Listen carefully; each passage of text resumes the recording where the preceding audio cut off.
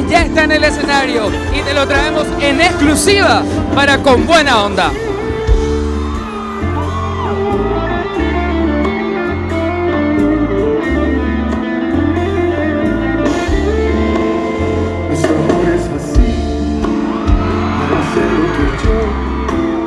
Todo es más bonito y en él se nos da todo eso que está y lo que no se ha escrito. Cuando nos abrazamos,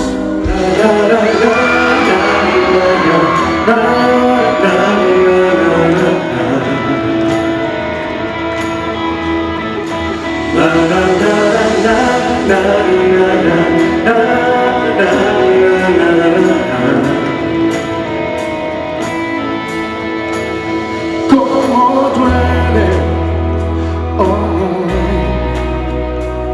hoy te extraño más que nunca y no estás aquí lentamente hoy me va causando tanto daño que no sé vivir y se me va.